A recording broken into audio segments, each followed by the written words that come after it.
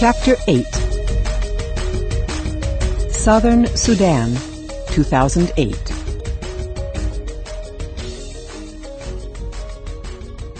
It was like music, the sound of Aker's laugh. Nia's father had decided that Aker needed a doctor. So Nia and her mother had taken Aker to the special place, a big white tent full of people who were sick or hurt, with doctors and nurses to help them. After just 2 doses of medicine, Aker was nearly her old self again, still thin and weak, but able to laugh as Nia sat on the floor next to her cot and played a clapping game with her. The nurse, a white woman, was talking to Nia's mother. Her sickness came from the water, the nurse explained. She should drink only good, clean water.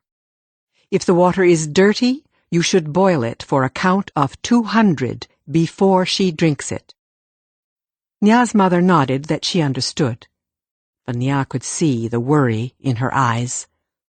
The water from the holes in the lake bed could be collected only in tiny amounts. If her mother tried to boil such a small amount, the pot would be dry long before they could count to 200. It was a good thing, then, that they would soon be returning to the village. The water that Nia fetched from the pond in the plastic jug could be boiled before they drank it. But what about next year at camp? And the year after that? And even at home, whenever Nia made the long, hot walk to the pond, she had to drink as soon as she got there. She would never be able to stop Aker from doing the same. Southern Sudan, 1985. The lake's surface was calm, and once the boats had pulled away from the shore, there was not much to see, just water and more water. They paddled for hours. The scenery and motion were so monotonous that Salva might have slept, except he was afraid that if he did, he might fall over the side. He kept himself awake by counting the strokes of Uncle's paddle and trying to gauge how far the canoe traveled with every 20 strokes. Finally, the boats pulled up to an island in the middle of the river. This was where the fishermen of the Nile lived and worked. Salva was amazed by what he saw in the fishing community. It was the first place in their weeks of walking that had an abundance of food.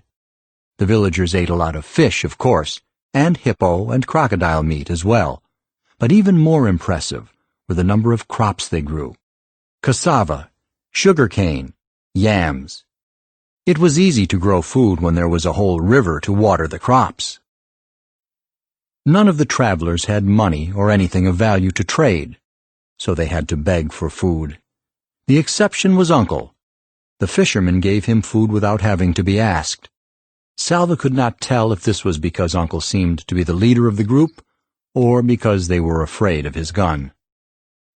Uncle shared his food with Salva, a piece of sugar cane to suck on right away, then fish that they cooked over a fire, and yams roasted in the ashes. The sugar cane juice soothed the sharpest edge of Salva's hunger. He was able to eat the rest of the meal slowly, making each bite last a long time. At home, Salva had never been hungry. His family owned many cattle. They were among the better-off families in their village of Lone Arik. They ate mostly porridge made from sorghum and milk. Every so often, his father went to the marketplace by bicycle and brought home bags of beans and rice. These had been grown elsewhere, because few crops could be raised in the dry, semi-desert region of Lone Arik. As a special treat, his father sometimes bought mangoes. A bag of mangoes was awkward to carry, especially when the bicycle was already loaded with other goods, so he wedged the mangoes into the spokes of his bicycle wheels. When Salva ran to greet him, he could see the green-skinned mangoes spinning gaily in a blur as his father pedaled. Salva would take a mango from the spokes almost before his father had dismounted. His mother would peel it for him, its juicy insides the same color as her headscarf. She would slice the flesh away from the big flat seed. Salva loved the sweet slices, but his favorite part was the seed. There was always plenty of fruit that clung stubbornly to the seed. He would nibble and suck at it to get every last shred, making it last for hours. There were no mangoes among the fisherman's great stores, but sucking on his piece of sugar cane reminded Salva of those happier times. He wondered if he would ever again see his father riding a bicycle with mangoes in its spokes. As the sun touched the horizon, the fishermen abruptly went into their tents. They weren't really tents, just white mosquito netting hung or draped to make a space so they could lie down inside. Not one fisherman stayed to talk, or eat more, or do anything else. It was almost as if they all vanished at the same moment. Only a few minutes later, mosquitoes rose up from the water, from the reeds, from everywhere. Huge, dark clouds of them appeared, their high-pitched whine filling the air. Thousands, maybe millions, of hungry mosquitoes massed so thickly that in one breath Salva could have ended up with a mouthful if he wasn't careful. And even if he was, they were everywhere, in his eyes, nose, ears, on every part of his body. The fishermen stayed in their nets the whole night long. They had even dug channels from inside the nets to just beyond them, so they could urinate without having to leave their little tents. It didn't matter how often Salva swatted at the mosquitoes, or that one swat killed dozens at a time. For every one he killed, it seemed that hundreds more swarmed in to take its place. With their high, singing whine constantly in his ears, Salva slapped and waved at them in frustration all night long. No one in the group got any sleep. The mosquitoes made sure of that. In the morning, Salva was covered with bites. The worst ones were in the exact middle of his back, where he couldn't reach to scratch.